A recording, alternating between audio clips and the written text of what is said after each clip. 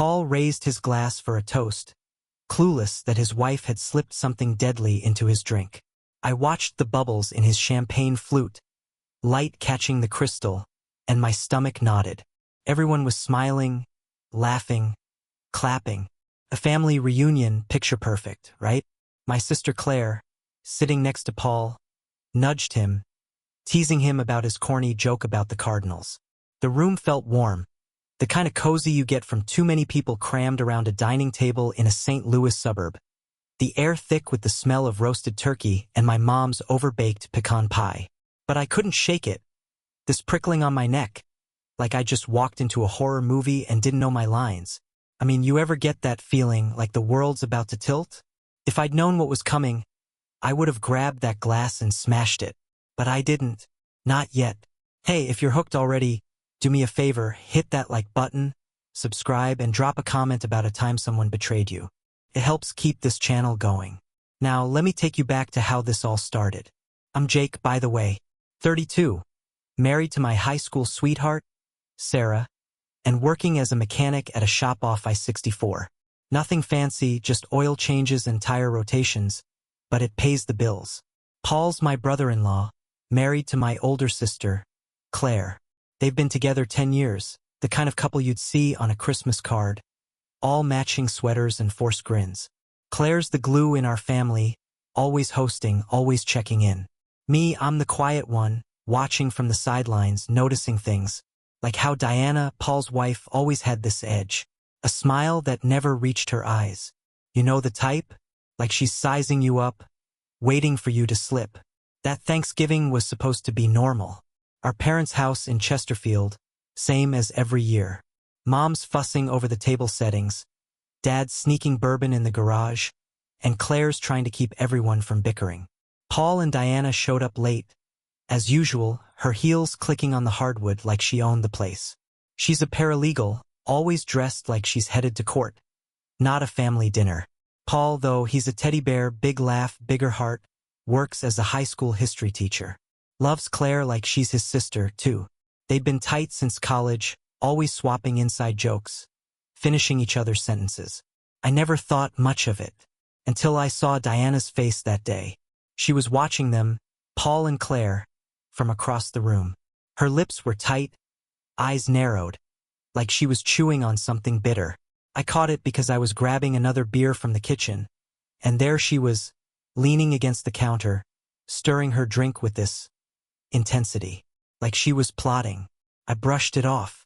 God, why did I brush it off? Families are messy, right? You've got your grudges, your little jealousies. No big deal. But then I saw her hand move.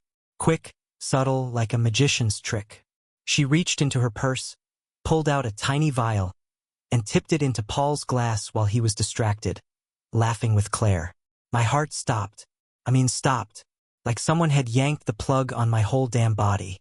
I froze, beer bottle sweating in my hand. Did I just see that? No way. No way Diana, perfect, poised Diana, would do something like that. My mind spun, trying to make sense of it. Maybe it was sugar syrup, some weird health thing? But the way she glanced around, eyes darting like a fox in a henhouse. No, this was wrong. I wanted to shout, to knock the glass out of Paul's hand, but my feet were glued to the floor. You ever feel that? When your body just betrays you? I stood there, useless, as Paul raised his glass, grinning like an idiot, ready to toast to family, to love, to all that crap we pretend to believe in. 3 days earlier, everything had seemed fine. Well, fine-ish. Sarah and I were over at Claire and Paul's place for game night. It's this thing we do, board games, cheap wine, arguing over who cheated at Scrabble. Diana was there, quiet as usual, sipping her Pinot and scrolling her phone. I noticed she kept glancing at Paul and Claire, who were teamed up, laughing over some dumb clue in Pictionary. You two are disgusting, Diana said, half joking, half not. Claire laughed it off, but I saw Paul's face tighten, just for a second. Like he knew something was off but didn't want to poke the bear. Later, when Sarah and I were driving home, she said, Diana's been weird lately, like, possessive. You think she's jealous of Claire? I shrugged. Nah, they're just close. Always have been. But Sarah's words stuck. like a splinter you can't quite dig out. Back to that dinner. Paul's glass was still in the air, and my pulse was hammering in my ears. I couldn't just stand there. "Paul, wait," I blurted, louder than I meant to. Every head turned. Mom's fork clattered onto her plate. Claire's eyes went wide. Diana, her face was a mask, but her fingers twitched, just enough to betray her. "What's up, Jake?" Paul asked, still holding that damn glass. I scrambled for an excuse. Your drink. It's got a bug in it." "Look." Lame, I know, but it was all I had. Paul squinted at the glass, confused, then set it down. "Huh. Don't see anything." I lunged forward, grabbed it, and spilled it accidentally on the tablecloth. Mom gasped. Diana's eyes burned into me, and I swear, if looks could kill, I'd be 6 feet under. I mumbled some apology, heart racing, and bolted to the kitchen with the glass. My hands were shaking as I dumped the champagne down the sink. Was I crazy? Had I imagined it? But that vial, that look, she'd done something. I didn't know what, but I wasn't about to let Paul drink it. I stood there, gripping the counter, the smell of dish soap mixing with my panic. What the hell was in that drink? And why would Diana, of all people, do this? I thought of her watching Paul and Claire, that bitter edge in her eyes. Was this about jealousy? Some twisted revenge? My mind flashed to every true crime podcast I'd ever heard, and I felt sick. When I came back to the dining room, Diana was gone. "Bathroom," Claire said, rolling her eyes. But I knew better. I slipped out to the hallway, heart pounding, and caught her slipping out the front door. "Diana!" I called louder than I meant to. She froze, her hand on the doorknob, and turned slowly. Her face was calm, too calm, like a lake hiding a current. "What's wrong, Jake?" she asked, voice smooth as glass. I wanted to scream, "What did you put in his drink?" But I didn't. I just stood there, staring, my mouth dry. "You okay?" she pressed, tilting her head, like she was daring me to say it. I didn't know what to do. Call her out? Tell Paul? Ruin the whole damn night? I mean, what do you even say? Asterisk, hey, your wife might have just tried to poison you, asterisk? I let her walk back inside, my mind a mess. But I knew one thing. I wasn't letting Paul out of my sight. Not tonight. Not until I figured out what the hell was going on. And trust me, what I found out later, it was worse than I ever could have imagined. I stood in the hallway, the cold November air sneaking through the front door Diana had just slipped back inside from. My hands were still trembling. The image of that vial burned into my brain. I could hear the clatter of dishes from the dining room, Mom's voice calling for more mashed potatoes, like nothing had happened, like the world hadn't just cracked open. You ever try to act normal when your head's screaming? It's like trying to hold water in your hands. It just keeps slipping through. I took a deep breath, the kind you take before jumping into a freezing pool, and walked back in. Paul was wiping the spilled champagne off the tablecloth, laughing it off. "Jake, man, you're a klutz tonight." Claire smirked, tossing him a napkin. "Yeah, what's got you so jumpy?" I forced a grin, my face feeling like plastic. Just, too much coffee, I guess." Diana was back in her seat, sipping her own drink, her eyes flicking to me for a split second. It was quick, but I caught it. That glint, like a blade catching light. She knew I knew, and that scared me more than anything. I sat down, my plate of turkey and gravy untouched, my appetite gone. My mind was racing, replaying that moment in the kitchen. The vial, the way her fingers moved, so precise, so practiced. I wanted to believe I was wrong, that I'd misread it. Maybe it was nothing, right? Just my imagination running wild. Like when you hear a creak in the house at night and swear it's a burglar. But deep down, I knew. You know that feeling in your gut when it's not just a hunch anymore. It's truth, heavy as a brick, sitting right there. I kept stealing glances at Diana. She was chatting with Mom about some recipe, her voice light, her smile perfect. Too perfect, like she'd rehearsed it. I thought back to the past few months, trying to piece it together. Had there been signs? Little things I'd ignored?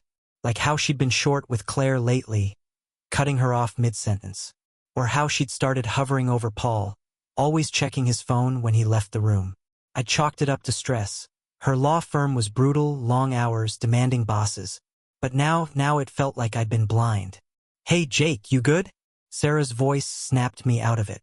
She was next to me, her hand on my arm, her hazel eyes searching mine. God, I love her eyes. Always have. I nodded, but it was a lie. How do you tell your wife at a family dinner that you think your brother-in-law's wife is up to something awful? Sarah squeezed my arm, her way of saying she wasn't buying it, but she let it go. For now. The night dragged on. Pie was served, coffee was poured, and Paul, bless his oblivious heart, kept the table laughing with stories about his students' terrible history essays. But I couldn't focus. Every time Diana moved, I flinched, like she might pull another vial out of nowhere. I kept my eyes on Paul's new glass, water this time, thank God. I'd made sure of that, practically wrestling the pitcher from Mom to pour it myself. Paranoid? Maybe, but better paranoid than whatever the alternative was. Later, when the dishes were cleared and people were milling around, I pulled Claire aside. The living room was dim, just the glow of Mom's old lamps and the flicker of the TV playing some football game nobody was watching. "Hey!" I whispered, keeping my voice low. "You notice anything weird with Diana tonight?" Claire frowned, brushing a strand of dark hair behind her ear. "Weird how? She's always a bit intense." I hesitated. How do you say this without sounding insane? I saw her mess with Paul's drink. Her eyes widened, but then she laughed. A sharp, nervous sound. What, like she spiked it with hot sauce or something? I shook my head, my throat tight. "No, Claire. Like, something bad." She stopped laughing. Her face went pale, and for a second, I saw something flicker in her eyes. Fear, maybe, or recognition. "Jake, that's crazy. Diana wouldn't." She cut herself off, glancing toward the kitchen where Diana was helping Mom wrap leftovers. "Would she?" Her voice was small now, like she was asking herself as much as me. I didn't have an answer, but I saw it, that doubt creeping in, like a shadow you can't shake. Claire and Paul had always been close, like two peas in a pod since they met at Mizzou. Study buddies turned best friends turned family. Diana had never seemed to mind, or at least, she'd never said anything. But now I was replaying every moment I could remember. The way she'd stiffen when Paul and Claire hugged. The snarky comments she'd make about their little inside jokes. Was it jealousy? Something darker? I mean, you hear about stuff like this on podcasts. Spouses losing it over nothing, turning love into something twisted. But this was real. This was us. I didn't sleep that night. Sarah and I got home around 11, the streetlights casting long shadows on our driveway. She went to bed, but I sat on the couch, a warm Bud Light in my hand, staring at the wall. My phone buzzed. Claire. A text. "You sure about what you saw?" I typed back. Asterisk, yeah, I'm sure. Asterisk, no response. I could picture her, sitting up in bed, chewing her lip like she does when she's stressed. I wanted to call her to hash it out, but what would I say? "Hey, your sister-in-law might be a psycho?" Instead, I Googled poison in drink symptoms. Dumb, I know, but I was desperate. Nausea, dizziness, heart palpitations. Great. Half of those could be from Mom's cooking. The next morning, I drove to Paul and Diana's place. I hadn't planned it, not really. It was like my truck just took me there. They live in a tidy little ranch house in Baldwin, the kind with a manicured lawn and a mailbox shaped like a lighthouse. Paul's pride and joy. I sat in my truck for 10 minutes, engine off, watching the house. No movement, just the neighbor's dog barking and the hum of a leaf blower down the street. Finally, I got out, my boots crunching on the gravel. I didn't know what I was looking for. Answers, maybe. Proof I wasn't losing it. Paul answered the door, still in his flannel pajama pants. Hair a mess. "Jake? What's up, man? You look like you saw a ghost." I forced a laugh, my mouth dry as sand. "Just, checking in. You feeling okay?" He frowned, scratching his neck. "Yeah, fine. Why?" I shrugged, my eyes darting past him into the house. No sign of Diana. Just, after last night. The spill. He grinned, clueless as ever. Dude, you gotta chill. It's just a tablecloth. I nodded, but my chest was tight. If only he knew. I left without saying anything else, my mind a tangle of what-ifs. What if I'd let him drink it? What if I was wrong? What if I wasn't? Back in my truck, I noticed something. A scrap of paper tucked under my wiper. I grabbed it, my hands clumsy. It was a note, handwritten, the ink smudged from the morning dew. Mind your own business, Jake. My blood ran cold. I looked around, half expecting Diana to be standing there, watching. Nothing. Just the quiet street, the dog still barking. I crumpled the note, my knuckles white. This wasn't just suspicion anymore. This was real. I sat in my truck, the crumpled note still clenched in my fist, my heart pounding so hard I could feel it in my throat. The words, asterisk mind your own business, Jake asterisk, stared back at me mocking. I kept glancing at Paul and Diana's house, that lighthouse mailbox gleaming like it was laughing at me too. Who leaves a note like that? Diana? Someone else? My mind was a mess, spinning through every possibility, every bad movie plot I'd ever seen. You ever get that feeling, like you're holding a grenade and the pin's already pulled?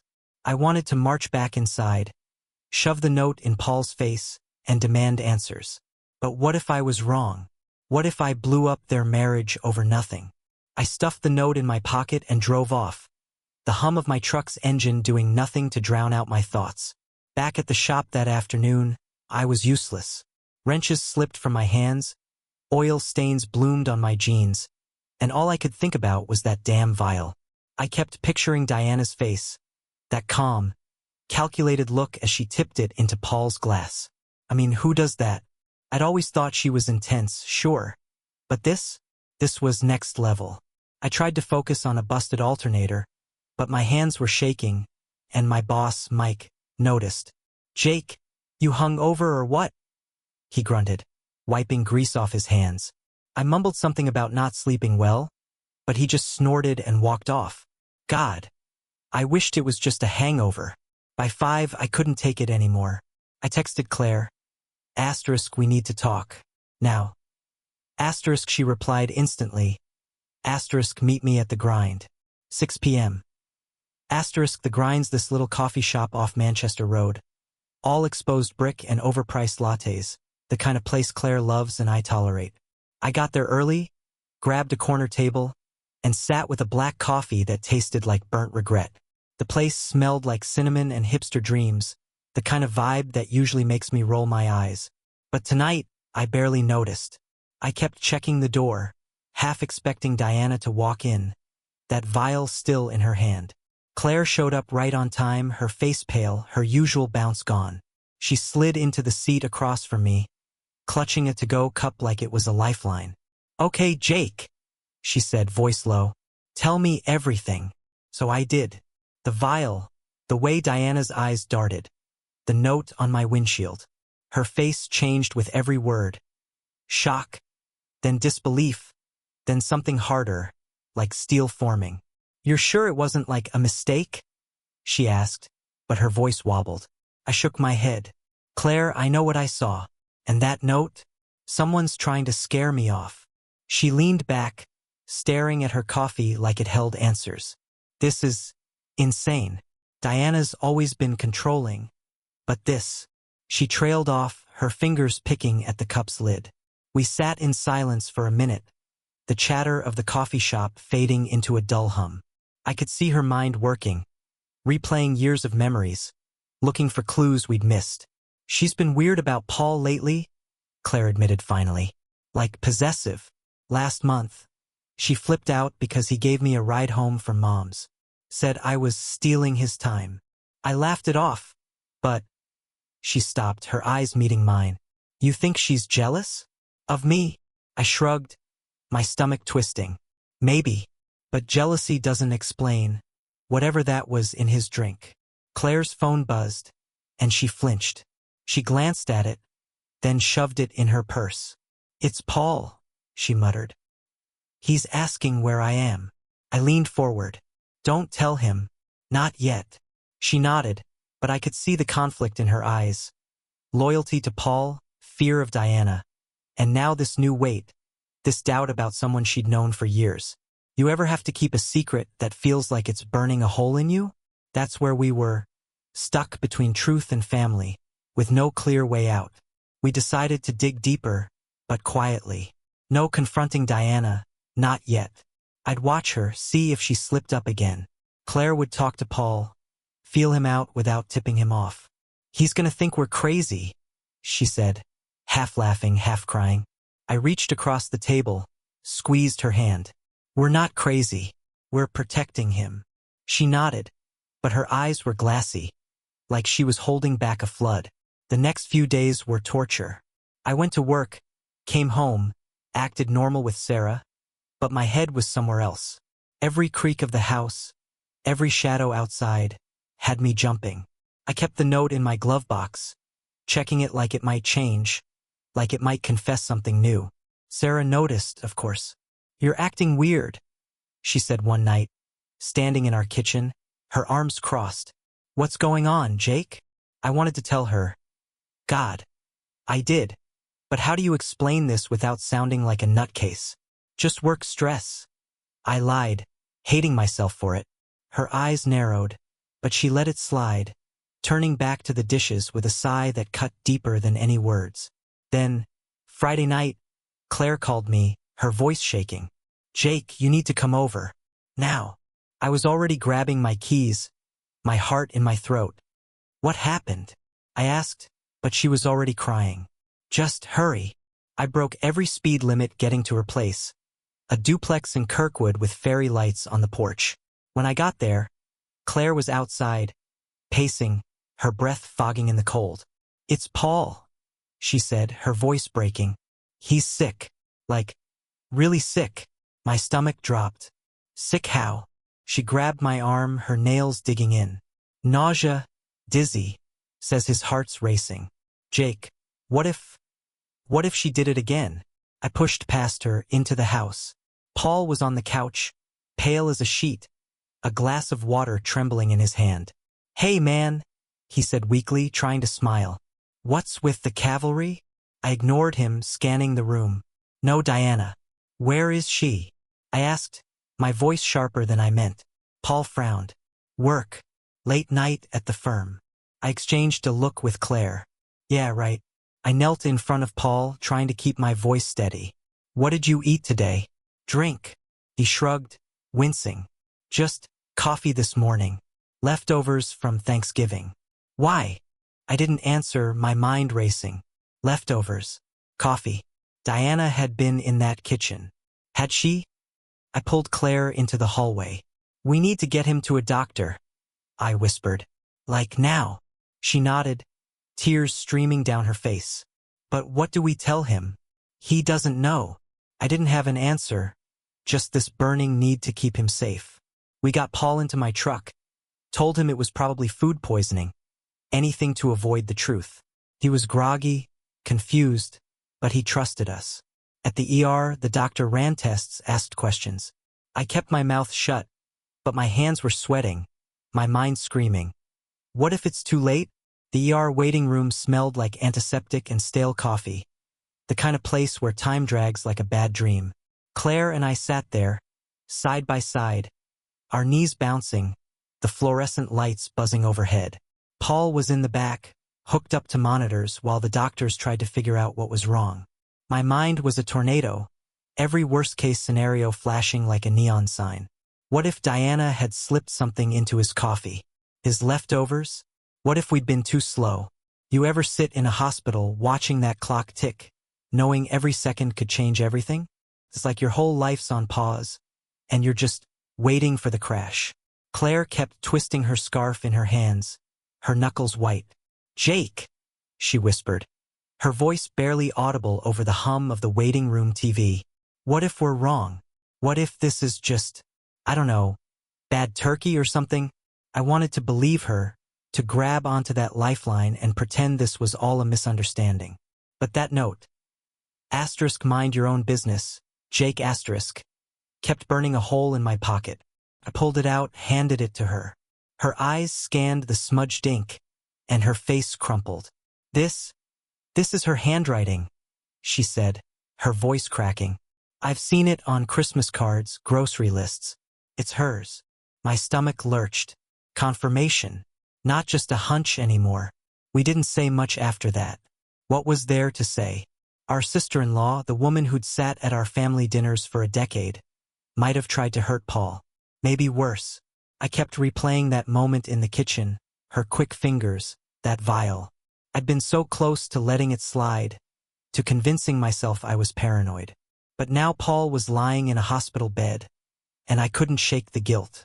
If I'd spoken up sooner, confronted her right then, would we be here? You know that feeling when you realize you might have screwed up something big, and there's no going back? The doctor finally came out, a tired-looking guy with glasses too big for his face. He's stable, he said, and Claire let out a sob, her hand grabbing mine. Looks like some kind of toxin, but we're still running tests.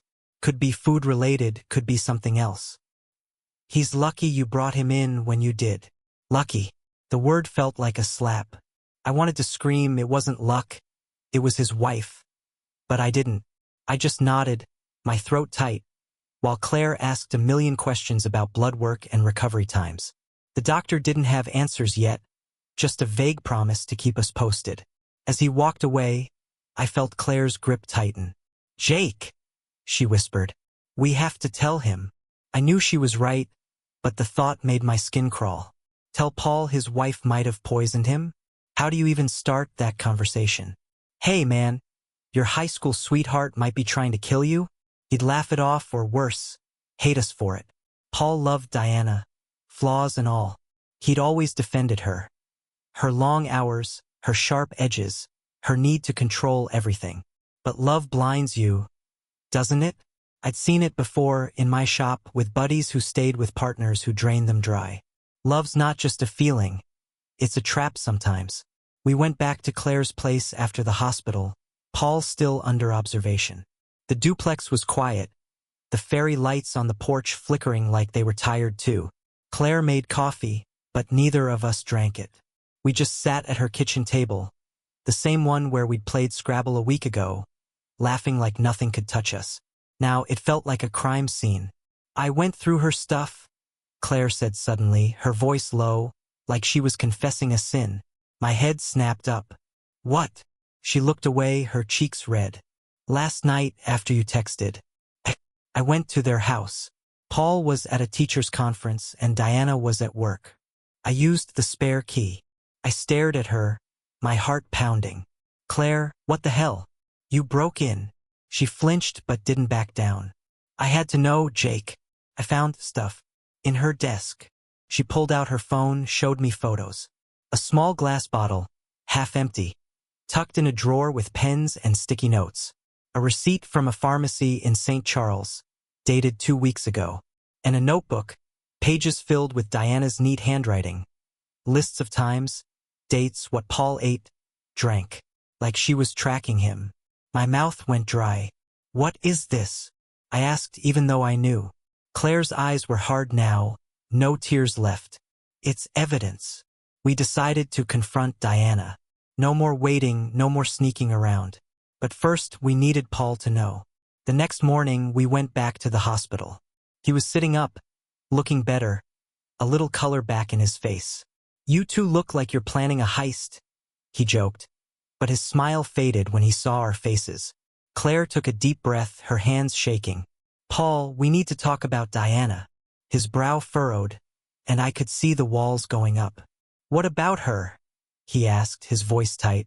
I let Claire take the lead. She was closer to him, always had been. She told him everything. The vial, the note, the hospital, the stuff she found. I watched his face shift. Confusion, then anger, then something like betrayal, sharp and raw. You're serious? He said finally, his voice barely above a whisper. You think she, poisoned me? Claire reached for his hand, but he pulled away. That's insane. Diana's not perfect, but she's not. She wouldn't. He trailed off, his eyes darting between us, searching for a way out of this nightmare. I pulled out the note, slid it across the hospital tray. This was on my truck, Paul. It's her handwriting. He stared at it, his jaw tight, and for a second, I thought he might crumple it like I had. Instead, he folded it carefully, like it was something fragile. I need to talk to her, he said, his voice flat. Alone. Claire started to protest, but I put a hand on her arm. Let him, I said, even though every instinct screamed to stop him. We left the hospital, the weight of it all crushing us. Back in my truck, Claire was crying again. What if he doesn't believe us? What if she talks her way out of it? I didn't have an answer, just a sinking feeling that we were about to lose him. Not to poison, but to denial. You ever watch someone you love walk into a trap, knowing you can't stop them? That's where we were, stuck on the edge of something we couldn't control. That night, Paul called us to their house. Claire and I showed up, braced for a fight. Diana was there, sitting on their couch, her hands folded in her lap like she was at a deposition. Paul stood by the fireplace, his face unreadable. Tell them, he said to her, his voice low, like he was holding back a storm.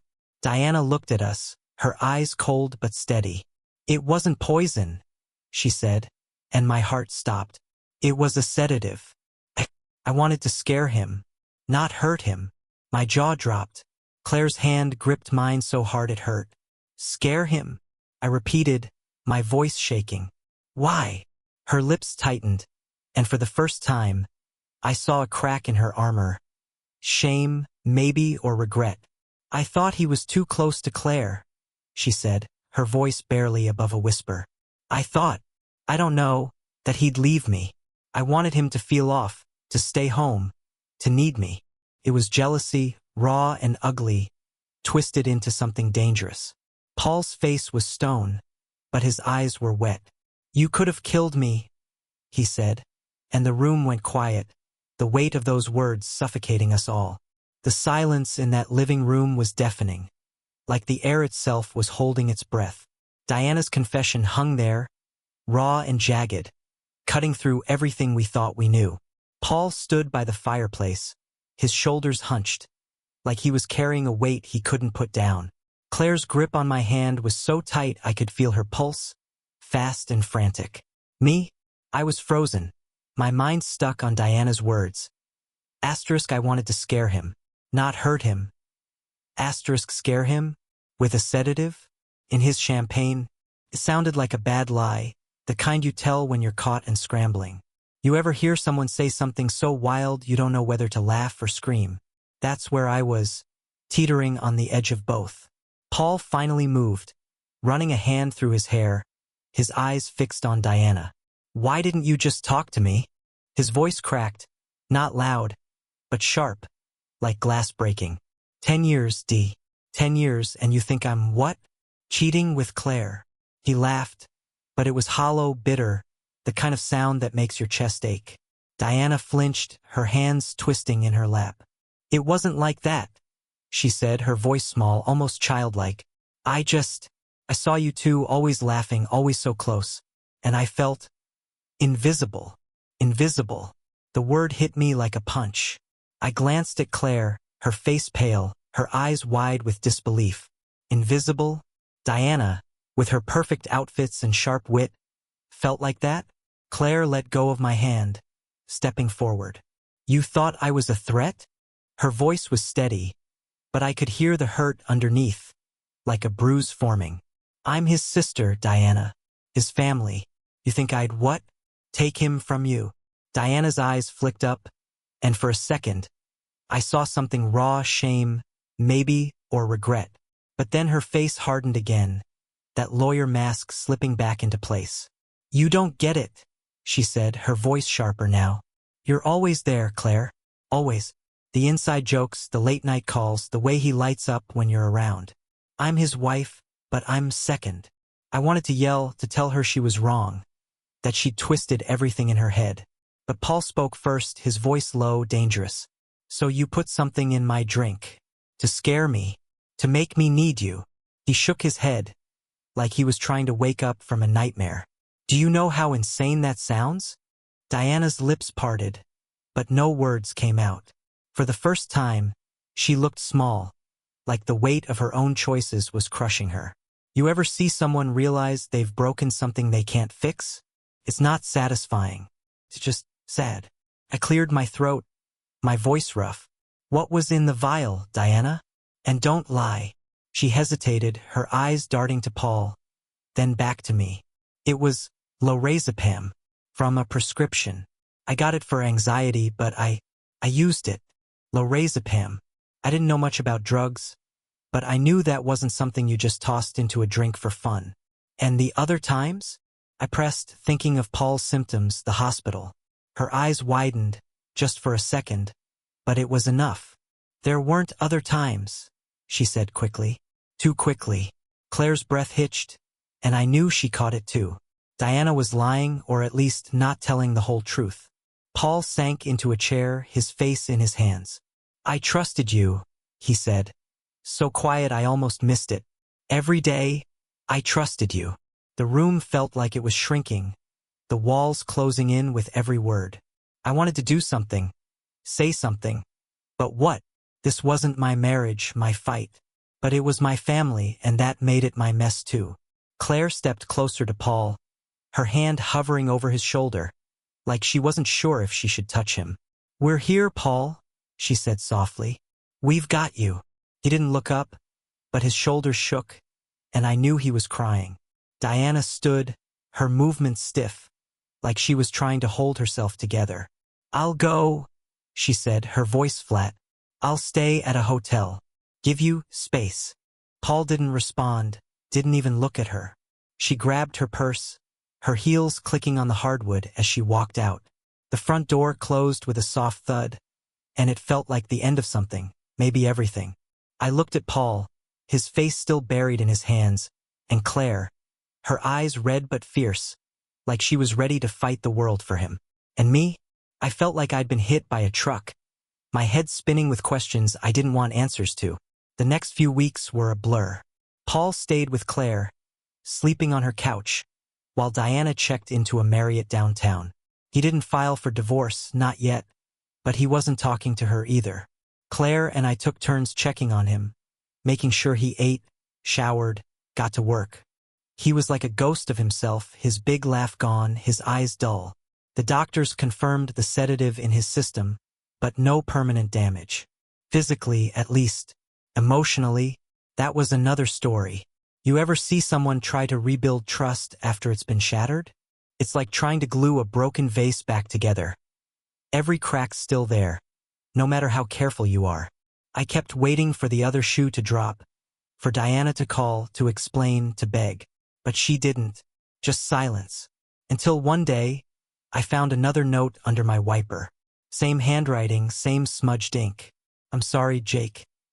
That was it. No explanation, no excuses. I showed it to Claire, and she shook her head. She's trying to make it right, she said, but her voice was hard. Too late for that. I didn't know if I agreed. Part of me wanted to believe Diana's jealousy had just spiraled, that she wasn't a monster, just broken. But another part of me couldn't forget that vial, that calculated move in the kitchen. Trust, once it's gone, doesn't come back easy. Paul decided to give her a chance. Not to move back in, but to talk. Therapy, he said. Couples counseling. I don't know if I can forgive her, he told me one night, sitting in my garage with a beer he wasn't drinking. But I have to try. For me, not her. I nodded, my throat tight. I didn't know if he was brave or crazy, but I admired him for it. Claire wasn't so sure. He's too good for her, she said later, her voice sharp. She doesn't deserve him. Maybe she was right. But love's messy like that, isn't it? It doesn't always make sense. Looking back, that Thanksgiving changed us all. I'm more careful now, watching people's hands, their eyes, the things they don't say. Claire's tougher, less trusting, but she's still Paul's rock. And Paul? He's healing slowly, but the cracks are still there. As for Diana, she's still in therapy with him, trying to rebuild what she broke. I don't know if they'll make it, but I know one thing. Family's not just about love. It's about the choices you make when trust is on the line. And sometimes those choices leave scars that never fade. If the story hit you in the gut, drop a comment with your own tale of family drama or second chances. Hit subscribe to catch more stories like this. Trust me, you don't want to miss what's next.